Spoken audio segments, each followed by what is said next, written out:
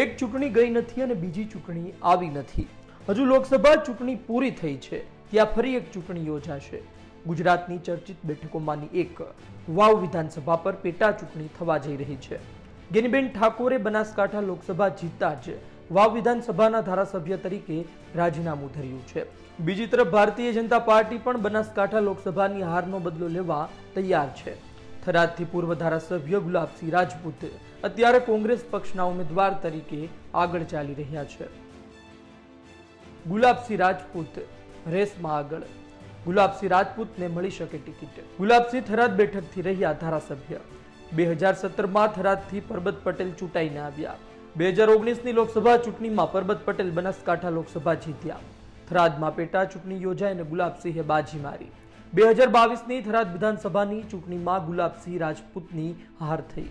ગુલાબસિંહ રાજપૂતે ગેનીબેનને જીતાડવા કરી હતી ખૂબ જ મહેનત। ગુલાબસિંહ રાજપૂતને ટિકિટ આપવા લોકોની માંગ। આપને જણાવી દઈએ, ગુલાબસિંહ રાજપૂત રાજનીતિના જૂના જાણકાર છે। ગુલાબસિંહ રાજપૂતની મહેનત છતાં 2022ની ચૂંટણીમાં થરાદની બેઠક શંકર ચૌધરી જીતે છે। આ સાથે અતિ મહત્વની વાત છે કે ગુલાબસિંહ જ્યારે ધારાસભ્ય બન્યા તે પણ એક પેટા ચૂંટણી જ હતી। ગુલાબસિંહ વિશે વધુ વાત કરતા પહેલા આપણે થોડું વાવ વિધાનસભા વિશે જાણી લઈએ।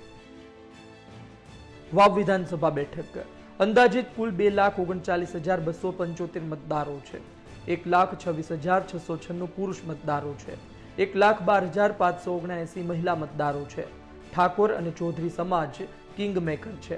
ઠાકોર સમાજ 27.4%, ચૌધરી પટેલ સમાજ 16.3%, દલિત સમાજ 11.9%, બ્રહ્મ સમાજ 9.1% અને રબારી સમાજ 9.1% જેટલો છે। આ તમામ જાતિગત સમીકરણો વચ્ચે ક્ષત્રિય સમાજના 45,000 જેટલા મત છે।